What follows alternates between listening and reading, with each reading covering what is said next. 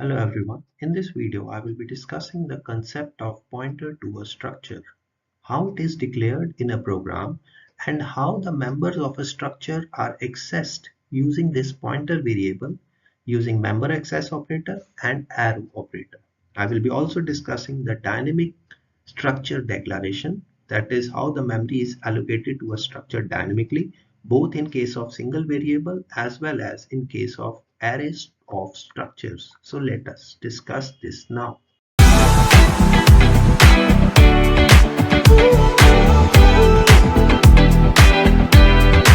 Let's start with structures and pointers in this video. We have already discussed the concepts of pointers in our previous videos, so you can go and watch those videos also. So pointer to a structure. Pointer क्या होता है? अब हमें पहले पढ़ चुके हैं कि पॉइंटर वेरिएबल एक वेरिएबल ऐसा वेरिएबल होता है जो किसी का एड्रेस होल्ड करता है। अब इसमें पॉइंटर टू अ स्ट्रक्चर के केस में वो एड्रेस किसका होल्ड करेगा? एक स्ट्रक्चर का। तो ये स्पेसिफिकली बहुत ज़्यादा यूज किया जाता है जब हम एरेस के साथ काम करते हैं या डायनेमिकली एलोकेटेड मेमोरी, यानी कि अभी तक हमने जो स्ट्रक्चर किए हैं उसमें हमने स्टैटिक मेमोरी उसको दी है या स्टैटिक वेरिएबल्स के साथ काम किया है। अब हम यहाँ पे ये भी देखेंगे कि डायनेमिक एलोकेशन कैसे की जाती है। अब इसको डिक्लेयर करने के लिए अगर हमने pointer to a structure use करना है तो हमें सबसे पहले एक स्ट्रक्चर जैसे कि हम यूजुअली डिक्लेयर करते हैं उसमें स्ट्रक्ट कीवर्ड के साथ हम उसको डिक्लेयर करेंगे। उसके बाद हम उसका नाम देंगे और करली ब्रेसेस के अंदर उसके मेंबर्स को आइडेंटिफाई करके उसको डिक्लेयर करेंगे। अब इसके अलावा हमें एक पॉइंटर वेरिएबल यूज करना पड़ेगा जो स्टोर करेगा उस पर्टिकुलर स्ट्रक्चर वेरिएबल का एड्रेस। तो उसका एड्रेस को आइडेंटिफाई करने के लिए हम क्या लिखते हैं? एम्परसैंड ऑपरेटर, और उसके पॉइंटर वेरिएबल के लिए हम आइडेंटिफाई करने के लिए हम एस्ट्रिक के साथ उसको आइडेंटिफाई करते हैं। तो ये एक वेरिएबल है और ये पॉइंट कर रहा है स्ट्रक्चर को, किस स्ट्रक्चर को? जो हमने ऊपर पहले से डिफाइन किया है। तो इसको आइडेंटिफाई जैसे यहाँ पे हम मान लेते हैं हमने एक स्ट्रक्चर बनाया हुआ है डेट, जो हम पहले कर चुके हैं, और टुडे नाम का एक वेरिएबल हमने यहाँ पे डिफाइन किया है जिसकी वैल्यूज ये हैं जो हमने असाइन की हुई हैं। अब इसकी एड्रेस क्या होगा? इसका एड्रेस को आइडेंटिफाई करने के लिए हम एम्परसैंड ऑपरेटर यूज करेंगे और हमने एक पॉइंटर वेरिएबल डिक्लेयर किया है। पॉइंटर वेरिएबल को आइडेंटिफाई कैसे किया जाता है? ये एस्ट्रिक सिंबल लगा के।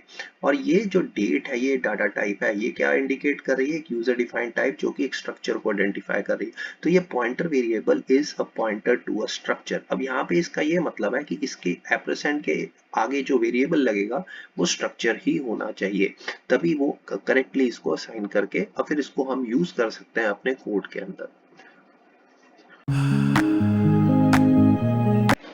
अब ये कोड हमने सेम पिछले वाला जो नेस्टेड स्ट्रक्चर में यूज कर रहे हैं वो भी यूज कर रहे हैं। तो यहाँ पे हमने एक डेट नेस्टेड स्ट्रक्चर बनाया है जिसके अंदर इसकी वैल्यूज हैं D D M M Y Y, और स्टूडेंट की हमने यहाँ पे डेट ऑफ बर्थ के साथ दो मेंबर्स रोल नंबर और नेम। नेम को हमने इस केस में स्ट्रिंग की जगह कैर यूज किया है, तो इसलिए मैं यहाँ पे स्ट्रिंग की जगह सी की स्ट्रिंग फाइल यूज करनी है, तो इसलिए मैंने सी स्ट्रिंग लिखा हुआ है। बाकी ऑलमोस्ट सब कुछ कोड सेम मैंने रखा है ताकि आपको वो वहीं से कंटिन्यू हो सके जो आपने पिछली वीडियो में नेस्टेड में पढ़ा था। तो यहाँ पे हमने देखा कि हमारे पास एक एस नाम का वेरिएबल है जिसको हमने कोई वैल्यू असाइन की हुई है और इनिशियलाइज कराई हुई है। ये डिफाइन किया S1 को और विद वैल्यूज जो हमने इनिशियलाइज कराई हुई है। अब इस केस में अगर हम इस वैल्यूज को अगर हम पॉइंटर वेरिएबल यूज करना चाहते हैं तो हमें पहले पॉइंटर को डिक्लेयर करना पड़ेगा। तो हम नॉर्मली लिखेंगे ptr, एक पॉइंटर वेरिएबल बन गया। अभी किस पॉइंट को टाइप का किसको पॉइंट आउट कर रहा होगा? स्टूडेंट नाम के, जो कि एक स्ट्रक्चर है क्योंकि हमने पॉइंटर टू स्ट्रक्चर यूज करना है, और उसके अंदर एक वैल्यू इनिशियलाइज करेंगे। कौन सा स्ट्रक्चर? तो इस केस में जो ऊपर हमने यूज किया है दैट इज S1। अब ये वैल्यू इसको इनिशियलाइज हो गई। अब हमने इसको डिस्प्ले कराना है, तो डिस्प्ले के लिए अब ये S1, अब यहाँ पे हम इसका डिस्प्ले फंक्शन कॉल कर लेंगे। तो इस तरीके से हम यहाँ पे इसको चेक कर सकते हैं। तो ये देखिए यहाँ पे वैल्यूज प्रिंट हो रही हैं जो कि हमने इसको असाइन की हुई है, डेट ऑफ बर्थ, नेम और सारी वैल्यूज। अब इसके आगे हम चलते हैं। अब एक्सेस करने के लिए अब हमने यहाँ पे पीछे देखा कि हमने structure pointer to a structure कैसे बनाया है, और उसको उसके बाद अब उसको एक्सेस करने के लिए तो नॉर्मली हम स्ट्रक्चर के मेंबर्स को डॉट ऑपरेटर के साथ यूज करते हैं, बट क्योंकि यहाँ पे हमारे पास पॉइंटर वेरिएबल के साथ यूज करना है तो हम एक डी रेफरेंस ऑपरेटर उसको साथ यूज करेंगे। तो पॉइंटर वेरिएबल को डी रेफरेंस डॉट मेंबर। अब आप यहाँ पे देख रहे हैं कि हमने इसके आगे ब्रैकेट्स डाले हुए हैं, वो इसलिए डाले हुए हैं कि हमारे पास पॉइंटर टू इस डी रेफरेंस डीरेफरेंस फर्स्ट। इसमें होता क्या है कि ये जो डॉट ऑपरेटर होता है इसकी हायर प्रेसिडेंस होती है। तो अगर हमने पॉइंटर को पहले डीरेफरेंस करना है और इसको इंश्योर करना है तो हम पेरेंथेसिस डाल के इस प्रेसिडेंस को ओवर पावर करते हैं over the member access operator यानी कि डॉट। हम डॉट ऑपरेटर को प्रेसिडेंस कम करने के लिए तो हम उसको पेरेंथेसिस वाले ऑपरेटर के साथ पॉइंटर वेरिएबल के साथ डी रेफरेंस वाले जो यूज कर रहा है उसको पहले यूज करते हैं, तो इसलिए हमारे पास वो करेक्ट आंसर आता है। अदरवाइज जो हमारे पास जो बेसिकली एक तरह से मेंबर जो हम एक्सेस करते हैं using a dot operator.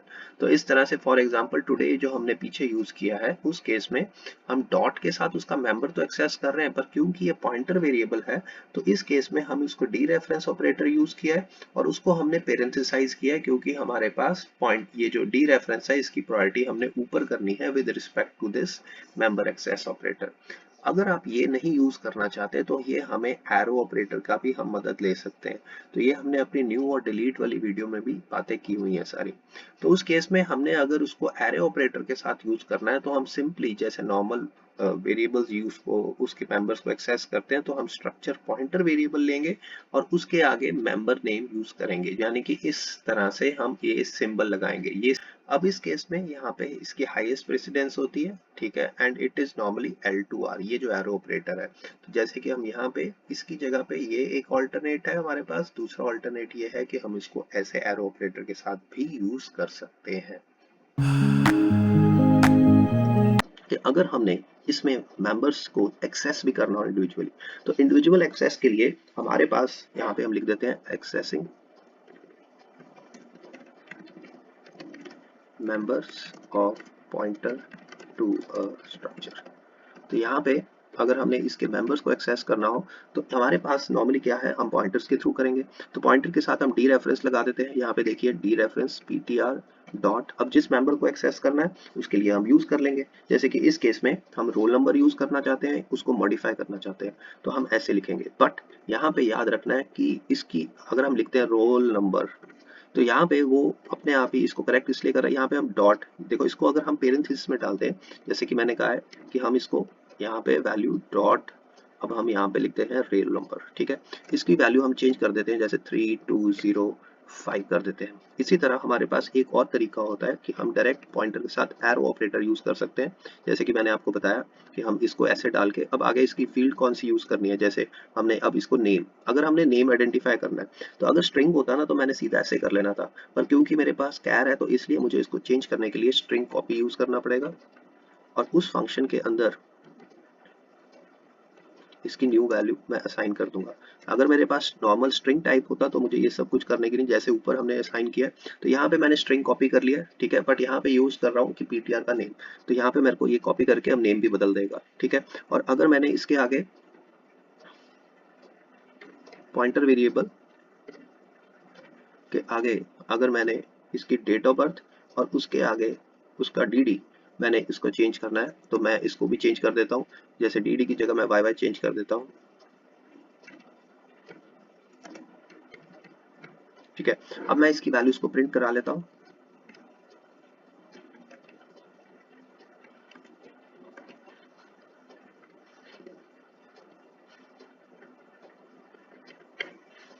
Save करके इसको रन करते हैं तो आप यहाँ पे देखिए कि वैल्यूज चेंज हो गई हैं सारी की सारी जो हमने चेंजेस परफॉर्म की थी। तो इस तरीके से ये यहाँ पे काम कर रहा है। तो इसमें एक्सेस करने के लिए या तो हम पेरेंथेसिस के अंदर वो पॉइंटर वेरिएबल डाल के ताकि हम डी रेफरेंस को प्रायोरिटाइज कर सके ऑपरेटर को, अदरवाइज हम एरो ऑपरेटर के साथ डायरेक्टली भी यूज कर सकते हैं। और ये हमने डिस्प्ले नाम का फंक्शन इसके अंदर पहले से बनाया हुआ है, इसकी डिटेल्स अगर आप देख सकते हैं तो आप नेस्टेड वाले वीडियो में, नेस्टेड स्ट्रक्चर्स की वीडियो, तो हम यहाँ पे S1 की जगह पे यहाँ पे ptr भी लिख सकते हैं। ये देखिए ptr ptr। अब इसमें भी अगर हम चेक करें तो you get the correct output. देखिए आपके पास यहाँ पे चेंजेस वाले आउटपुट आ रही है।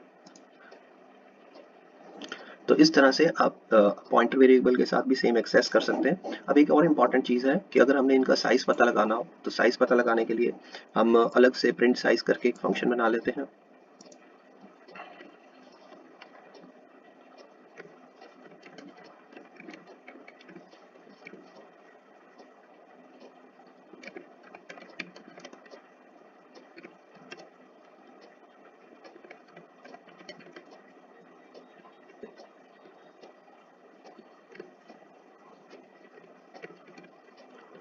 अब यहाँ पे ये चेंजेस नहीं करने हैं हमने, तो इनको हम कॉन्स्ट भी दे देते हैं।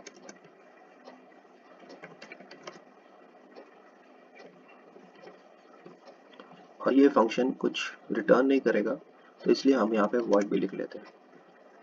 अब इसके अंदर हम एक स्टेटमेंट डाल देते हैं, प्रिंट स्टेटमेंट।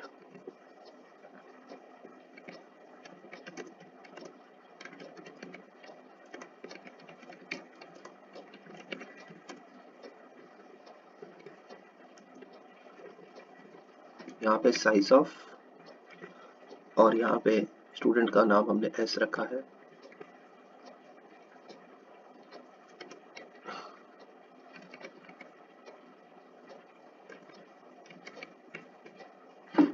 इसी तरह अगर हमने पॉइंटर को प्रिंट कराना है तो साइज ऑफ स्टूडेंट वेरिएबल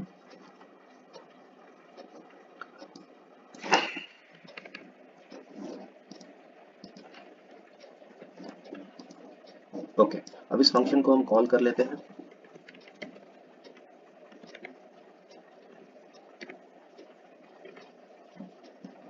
क्या नाम है, एक बार सेव कर लेते हैं, प्रिंट साइज। इसको हम पास करते हैं एक बारी S1 एक बारी ptr। यहाँ से हटा के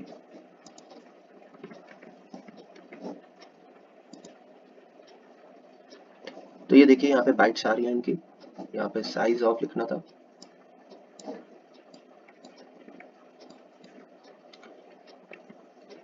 अब ये दोनों तरीकों के साथ हमने एक्सेस कर लिया। अगर हम अकेला ptr लिखेंगे तो यहाँ पे पॉइंटर का ही आ जाएगा। ये देखिए यहाँ पे 4 बाइट्स आ रहा है। इसी तरह अगर हम यहाँ पे एप्रेसेंट डाल देंगे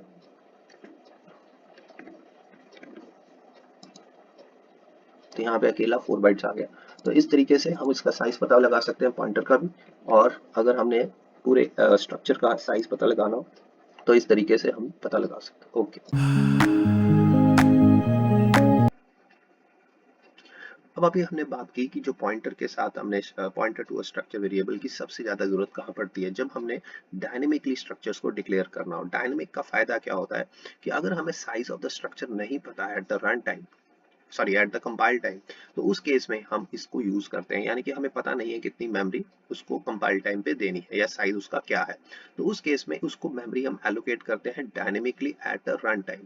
यानी कंपाइल टाइम जब हम प्रोग्राम कंपाइल कर रहे हैं हमें नहीं पता उसका साइज, तो उस केस में रन टाइम के ऊपर ये बट ऑब्वियस हमारी मेमोरी सेविंग में बहुत काम आता है। इनको हम एरेज में भी या हर जगह पहले भी बहुत जगह डिस्कस कर चुके हैं, और अब हम यहाँ पे डिस्कस कर रहे हैं with regard to the structures. तो अगर स्ट्रक्चर्स को हम यूज करना चाहते हैं और डायनेमिकली उसको एलोकेट करना चाहते हैं मेमोरी, तो हमें मालूम है कि C++ में न्यू ऑपरेटर यूज किया जाता है। जैसे कि यहाँ पे हमने एक स्ट्रक्चर बनाया हुआ है, अब इसके लिए हम यहाँ पे न्यू यूज करेंगे। और ये किस टाइप का स्ट्रक्चर है जो हमने ऊपर बनाया है, और ये जो पॉइंटर वेरिएबल है ये भी हमें यहाँ पे किस टाइप का है, उसी स्ट्रक्चर का है। तो यहाँ पे हमने एस्टेरिस्क सिंबल आइडेंटिफाई करता है, ये पॉइंटर वेरिएबल है। तो मेमोरी एलोकेटेड जो हम उसको एलोकेट करते हैं उसको फ्री भी हमें खुद ही करना पड़ता है, क्योंकि C++ में ऑटोमेटिक गार्बेज कलेक्शन नहीं होती। तो इसलिए यहाँ पे हमें डिलीट ऑपरेटर को यूज करना पड़ेगा, नहीं तो मेमोरी लीक, यानी कि जो हमारी मेमोरी है वो यूज तो हो जाएगी पर रिक्लेम नहीं होगी। तो इस करके कल को अगर कोई ऐसा हैकर या ऐसा कोई प्रोग्राम आ जाता है जिसके अंदर वो सारी मेमोरीज को डायनेमिकली एलोकेट तो कर लेता है पर फ्री नहीं करता, तो इस तरह से हमारी मेमोरी जो होगी अनअवेलेबल हो जाएगी। तो यहाँ पे हमें डिलीट ऑपरेटर के साथ उस पॉइंटर वेरिएबल को जो मेमोरी हमने असाइन की है, जैसे कि हमने ऊपर बनाया, उसको डी एलोकेट करनी पड़ेगी। हाँ, और अगर ये जो मेमोरी एलोकेशन फेल हो जाती है, इसको प्रिवेंट करने के लिए तो हम यहाँ पे एक्सेप्शंस को कैच करते हैं। यानी कि अगर ये एक्सेप्शन आती है तो इसको हम प्रॉपरली हैंडल कर सकते हैं, और इसको हैंडल करने के लिए ताकि हमारे पास अनडिफाइंड बिहेवियर ना हो, मतलब अगर मेमोरी अवेलेबल नहीं है तो वो अपनी मर्जी का एक मैसेज दे, तो इसलिए हम ट्राई कैच ब्लॉक यूज करके उसमें अप्रोप्रिएट मैसेज भी इसको ग्रेसफुली हैंडल कर सकते हैं। या फिर हम no throw clause version of the new भी यूज कर सकते हैं, और it returns null pointer if the allocation fails. तो इसका ये मतलब है कि न्यू के आगे हम ऐसे लिखेंगे, उसके बाद हम स्ट्रक्चर का नाम लिखेंगे, ये हमें ये कॉन्टिन्यूटी में है। तो इस केस में new no throw structure name, और ये पॉइंटर वेरिएबल। तो इसके साथ अगर वो मतलब अगर नल पॉइंटर हम चेक कर सकते हैं, if something is returning run pointer, तो इसका मतलब कि मेमोरी एलोकेट नहीं हुई। तो इस तरह से भी हम अब यहाँ पे डायनेमिक एलोकेशन की बात करते हैं मेमोरी की। यहाँ पे हमने चेंज कर दिया कैर की जगह, बस हमने यहाँ पे स्ट्रिंग लिख दिया ताकि हमारे पास वो कॉपी करने वाले फंक्शंस को अवॉइड करके हम सिंपल कैसे लिखते हैं वो बता सके। तो यहाँ पे हम सबसे पहले एक डायनेमिकली मेमोरी को एलोकेट करने के लिए एक पॉइंटर वेरिएबल यूज करेंगे। अब यहाँ पे हमने स्टार ptr और ये किस टाइप का पॉइंट आउट करेगा उसको लिखना है लेट इट बी स्टूडेंट, ठीक है, जो हम बना रहे हैं। अब इसको हमने डायनेमिकली देना है तो हम यहाँ पे न्यू ऑपरेटर के साथ यूज करेंगे और किसको करता है वो स्टूडेंट।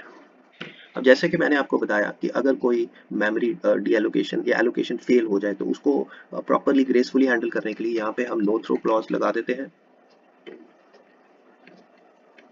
ताकि अगर ये नल पॉइंटर थ्रो करे तो हमारे पास वो हैंडल करने के लिए ऑप्शन हो। जैसे कि मैं यहाँ पे लिख सकता हूँ if pointer is equal to null ptr।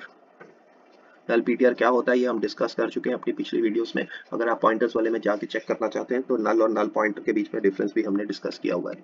तो यहाँ पे हम एक मैसेज देंगे, क्योंकि एरर मैसेज है तो हम इसको ऐसे लिख सकते हैं मेमोरी एलोकेशन फेल्ड, और इसको हम एक न्यू लाइन सेपरेटर भी डाल देते हैं। इसके बाद हम इसमें रिटर्न कर देंगे, यहाँ से कोड रिटर्न हो जाए, ठीक है। ये इसलिए डाला जाता है कि अगर किसी कारण से मेमोरी एलोकेट ना हो तो वो हमें मैसेज दे दे, कोई एक ग्रेसफुली का मतलब यहाँ पे कि ये मेमोरी एलोकेशन फील्ड का मैसेज देगा, ना कि कोई ऐसा मैसेज जो हमें समझना है। तो अब इसको वैल्यूज को हम यहाँ पे असाइन करेंगे। तो आपको मालूम ही है कि अगर हमने रोल नंबर फील्ड को डिस्प्ले करना है, यहाँ पे ये है कि क्योंकि हमने इसको रन टाइम के ऊपर देना तो सारी वैल्यूज हमें यहाँ पे देनी पड़ेंगी। ये मैं कोड के अंदर लिख रहा हूँ, बट यहाँ पे आप ऐसी printf sorry cout cin statements डाल के यूजर से इनपुट एट रन टाइम भी ले सकते हैं। तो यहाँ पे मैंने थोड़ा टाइम बचाने के लिए इसको यहीं पे डाल रहा हूँ।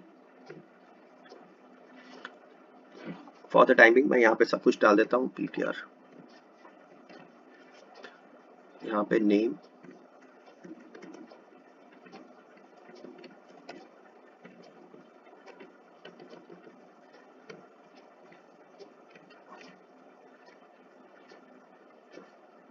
या इसके लिए मैं यहाँ पे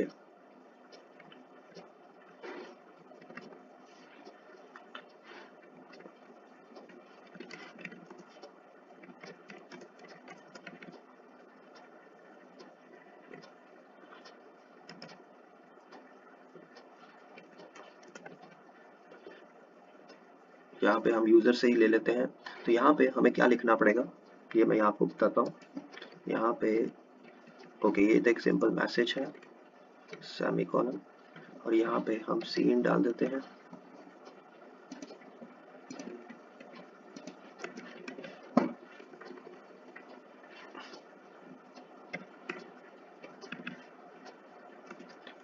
तो यहाँ पे अगर हम यहाँ पे पहले इसको ऐसे ऐड कर लेते हैं, अदरवाइज अगर हम मल्टीपल स्टेटमेंट्स के थ्रू हम यहाँ पे वैल्यूज इनपुट भी करा सकते हैं। जैसे कि अगर हम यहाँ पे ट्राई करें, इसी को कॉपी कर लेते हैं,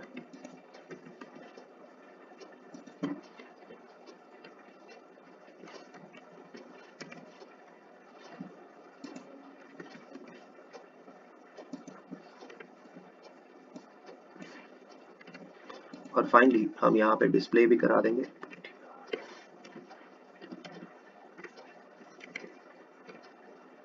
और क्योंकि हमने एलोकेट किया मेमोरी को तो डी एलोकेट करने के लिए हम डिलीट ptr,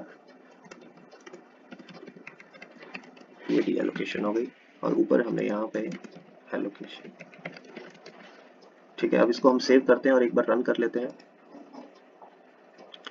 अब ये हमसे वैल्यू पूछ रहा है, जैसे हम यहाँ पे 25, यहाँ पे 03 और यहाँ पे 2023। तो यहाँ पे देखिए जो वैल्यूज हमने इनपुट किए हैं ये रन टाइम के ऊपर इनपुट किए हैं। तो यहाँ पे वो वैल्यूज हमें जो इनपुट किया नेम और वरुण हमने पहले से ऐड कर दिया, पर उसके लिए भी आप कोड ऐड कर सकते हैं। तो इस तरह से ये वैल्यूज के कॉरस्पॉन्डिंग उसने रन टाइम के ऊपर हमें वैल्यूज मांगी और उस तरह से ही हम इसको चलाया। तो ये एक सिंगल वेरिएबल के केस में है। और यहाँ पे इंपॉर्टेंट क्या है कि हमने यहाँ पे नल पॉइंटर स्टेटमेंट्स ये जो डाली हैं ये इसलिए है कि अगर हमारी मेमोरी एलोकेशन फेल होती है तो एक मैसेज ग्रेसफुली आ सके। ओके, अगर हमने डायनेमिकली एरे ऑफ स्ट्रक्चर को डिक्लेयर करके मेमोरी एलोकेट करनी है, और स्पेसिफिकली ये तब यूज किया जाता है अगर हम number of records are not known in advance, यानी कि कंपाइल टाइम के ऊपर जो फिक्स नहीं है वो बट ऑब्वियस हर बारी आप प्रोग्राम चलाते हैं, आपके पास नंबर ऑफ रिकॉर्ड्स वेरी करते हैं, तो उस केस में हम एरे ऑफ स्ट्रक्चर्स को जो मेमोरी देंगे वो हम एलोकेट करेंगे डायनेमिकली एट रन टाइम। तो बट ऑब्वियस है एरे को भी हम न्यू ऑपरेटर के साथ डायनेमिक एलोकेशन कर सकते हैं। तो इस केस में हम जैसे कि एक नॉर्मल स्ट्रक्चर बनाते हैं, हम यहाँ पे स्ट्रक्चर बनाएंगे और क्योंकि हमने एरे लिखा है तो यहाँ पे हमें नंबर ऑफ एलिमेंट स्पेसिफाई करने के लिए स्क्वायर ब्रैकेट्स में n, और ये n की वैल्यू हम रन टाइम के ऊपर देंगे। बाकी की जो हमने पीछे देखा अभी कि हमने अगर पॉइंटर वेरिएबल यूज किया है स्पॉट टाइप का और उसके आगे उसको मेमोरी दे दी है न्यू ऑपरेटर के साथ, इसकी तरह अगर हमने इसको मेंबर्स को एक्सेस करना है तो यूजिंग द इंडेक्स नोटेशन तो हम इसको यूज करेंगे डॉट ऑपरेटर के साथ, जैसे कि आप यहाँ पे देख सकते हैं ptr डॉट मेंबर। ठीक है, इसमें हम आइडेंटिफाई कर रहे हैं कि हम एक पर्टिकुलर इंडेक्स के ऊपर जो एलिमेंट है इस एरे का उसके उस मेंबर को यानी कि उसको हम डॉट ऑपरेटर के साथ यूज कर रहे हैं। इसी तरह हम डी रेफरेंस ऑपरेटर भी यूज कर सकते हैं और उस केस में हम यूज क्या करेंगे, हम ptr प्लस आई यानी कि ith एलिमेंट के मेंबर, कौन सा मेंबर, ये वाला मेंबर को हम एक्सेस कर सकते हैं। तो उसको हम इस तरीके से भी लिख सकते हैं या एरो ऑपरेटर के साथ भी लिख सकते हैं। तो एरो ऑपरेटर के केस में हमें क्या लिखना पड़ेगा, यहाँ पे हमें इसको डालना पड़ेगा, यहाँ पे हम ये जो लिखा हुआ है इसको हम यहाँ पे नहीं लिखेंगे डी रेफरेंस ऑपरेटर को। इसी तरह अगर हमने डायनेमिकली मेमोरी एलोकेट की है एरे को भी तो हमें उसको फ्री करना पड़ता है, तो उसके लिए हम डिलीट ऑपरेटर का सहारा लेते हैं और ये इसलिए किया जाता है कि हमारी मेमोरी लीक की प्रॉब्लम ना आए। मेमोरी लीक यानी कि मेमोरी एलोकेट हो गई पर फ्री नहीं हुई, तो हमें मैनुअली क्योंकि ये सब कुछ C++ में करना पड़ता है, तो यहाँ पे अगर एरे जो हमने एलोकेट किया उसको मेमोरी डी एलोकेट करनी है तो हम डिलीट के साथ स्क्वायर ब्रैकेट्स और फिर पॉइंटर वेरिएबल का नाम जो कि इसको हमने ऊपर डिक्लेयर किया। तो इस तरीके से हम dynamic allocation of array of structures भी कर सकते हैं। अब हम यहाँ पे एरे ऑफ स्ट्रक्चर्स के केस में डायनेमिक एलोकेशन कैसे करते हैं उसकी बात करते हैं। तो यहाँ पे हमने वही स्ट्रक्चर को थोड़ा सा छोटा इसलिए कर दिया ताकि हमारे कोड लिखने में थोड़ा सा कम टाइम लगे। तो यहाँ पे हम सबसे पहले उसको बोलते हैं enter the number of students, यहाँ पे एक स्टेटमेंट आ जाए, उसके बाद वो हमसे इनपुट ले। अब इसमें n सेमीकोलन हमें ऊपर n बता देना चाहिए इसको, इंट n। ठीक है, अब उस केस के बाद जब हमारे पास नंबर ऑफ स्टूडेंट्स आ गए तो हमने उनकी उसको पहले कितने नंबर हम स्टूडेंट्स एंटर करेंगे तो हम इसको डायनेमिकली डिक्लेयर करते हैं। तो सबसे पहले एक पॉइंटर वेरिएबल ले लेते हैं stu नाम का, कुछ भी लिख सकते हैं, और वो किस पॉइंटर को किसको पॉइंट आउट करेगा, स्ट्रक्चर को। तो इसलिए उसको लिए हम यहाँ पे न्यू, उसके बाद हम यहाँ पे लिख देंगे स्टूडेंट एन। तो यहाँ पे वो हमसे रन टाइम के ऊपर जितनी वैल्यूज हम देंगे उसकी वैल्यू यहाँ सब्स्टिट्यूट करेगा। यहाँ पे मैं नो थ्रू की बात नहीं कर रहा क्योंकि थोड़ा सा टाइम बच जाए, अदरवाइज आपको लिख लेना चाहिए ग्रेसफुली हैंडल करने के लिए अगर उसको एलोकेशन नहीं होती। अब हम इनपुट करेंगे, हम एन स्टूडेंट्स के corresponding int i is equal to 0, i less than, space कम करते हैं, i less than n semicolon plus plus i, और इसके अंदर हम वो सारी स्टेटमेंट्स एंटर करते हैं जैसे कि c out, enter details of student.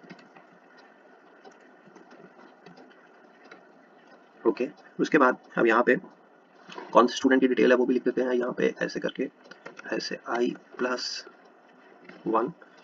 ठीक है, और यहाँ पे हम इस कॉलम को बाद में डालते हैं स्टूडेंट के स्पेलिंग। ये थोड़ा सा टाइपिंग में हमारे को ज़्यादा टाइम लग रहा है। ओके, तो उसके बाद हम यहाँ पे उसकी डिटेल एंटर करने के लिए सबसे पहले हम उससे पूछेंगे कि तुम अपना रोल नंबर बताओ।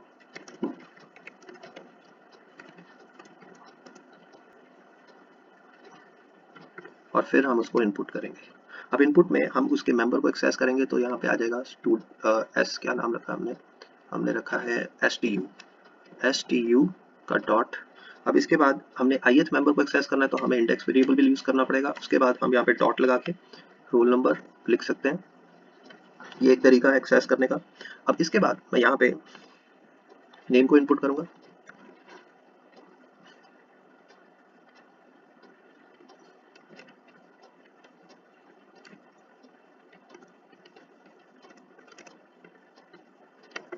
और इसी तरह मुझे यहाँ पे, क्योंकि मैंने यहाँ पे कैर यूज किया है, तो मैं गेट लाइन के थ्रू यूज करता हूँ। अब इस केस में मैं ऐसे भी लिख सकता हूँ 2 + 1, सॉरी +i।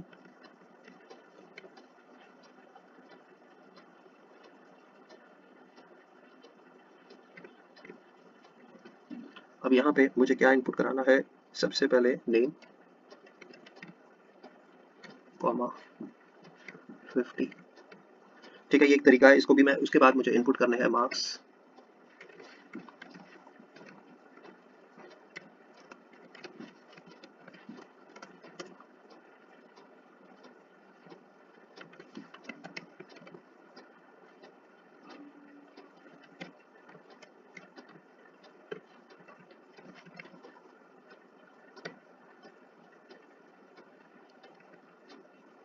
ओके ओके,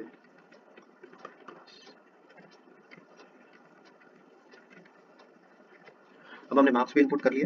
ठीक है, अब हमने इसके बाद इस वाली स्टेटमेंट्स को, इनपुट वाली जो हमारे पास है, उनको हमने यहाँ पे एग्जिट ले लेना। अब हमने सिंपली डिस्प्ले कराना है, ये किसने आ गया? अब हमने इनको डिस्प्ले कराना है, तो यहाँ पे हम डिस्प्ले कराने के लिए एक मैसेज डाल देते हैं, सी आउट।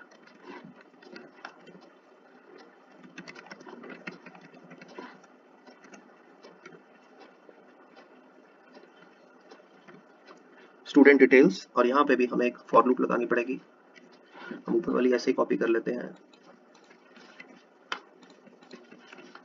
और इसमें भी हम यहाँ पे, अगर फॉर द टाइमिंग, हम यहाँ पे ऐसे लिख देते हैं 2 + i डॉट डिस्प्ले नाम का हमने फंक्शन बनाया हुआ है, उसको कॉल कर लेंगे। तो यहाँ पे इसकी अगर ब्रैकेट खुली है तो इसको बंद भी कर देते हैं।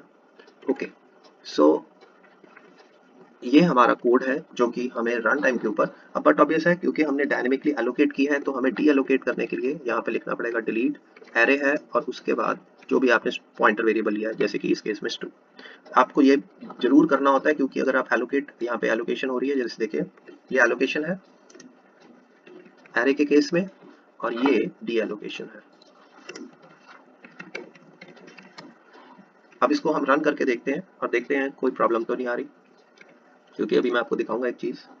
अब ये देखिए, enter number of students 2, roll number 2201। ये देखिए यहाँ पे स्किप कर गया। अब ये प्रॉब्लम इसलिए आ रही है क्योंकि जब हम यहाँ पे गेट लाइन यूज करते हैं, तो गेट लाइन का एक इशू आ जाता है। वो क्या होता है कि जब वो ऊपर वाली स्टेटमेंट, जैसे कि आप देख रहे हैं हमने लिखा है सी इन टू, ये वाली स्टेटमेंट इसको एनकाउंटर करता है, तो उस केस में जब इसको रीड करता है, तो उसमें जो फर्स्ट वाइट स्पेस करेक्टर या न्यू लाइन तक does not consume the trailing new line character, तो ये मतलब कि हमारे पास ट्रेलिंग को कंज्यूम नहीं करता। तो जो left over new line character होता है वो इश्यूज क्रिएट करता है, तो जब स्पेसिफिकली हम गेट लाइन के साथ काम करते हैं, क्योंकि गेट लाइन क्या करेगा, reads the new line as the empty string, तो वो न्यू लाइन को जो पिछला उसके बफर में पड़ा होता है न्यू लाइन करेक्टर, उसको रीड कर लेता है, और एक्चुअल इनपुट अगर हम कुछ करेंगे तो उसको इग्नोर करेगा। तो इसलिए हम यहाँ पे बेटर होता है कि सी इन इग्नोर लिख दें। तो यहाँ पे इस स्टेटमेंट के बाद अगर हम यहाँ पे ऐसे लिख देते हैं सी इन इग्नोर, तो ये इस प्रॉब्लम को अवॉइड करने में मदद करता है। तो यहाँ पे हम इसको रन करके देखते हैं,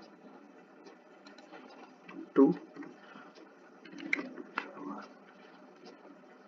अब ये देखिए एक्सेप्ट कर रहा है, पहले वो प्रॉब्लम क्रिएट कर रहा था। यहाँ पे मेरे से एंटर प्रेस हो गया, चलो कोई बात नहीं, 220। इसी तरह दूसरे स्टूडेंट का 220, मान लो 5,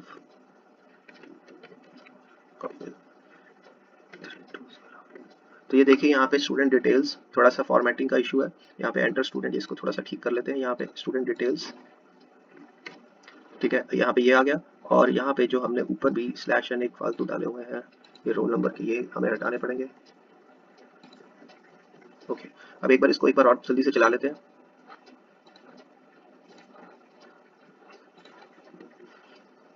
ये साथ में हो गया, कोई बात नहीं, एक मिनट इसको सही कर लेते हैं, पहले के केस में डाल देते हैं।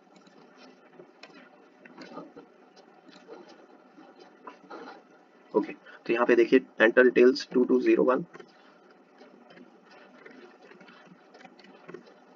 चलो नाम कुछ भी हो गया, 220, 229, और enter details 2205।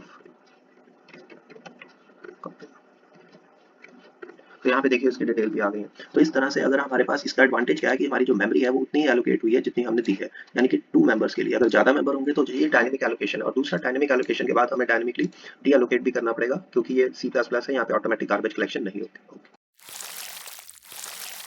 Subscribe, like, share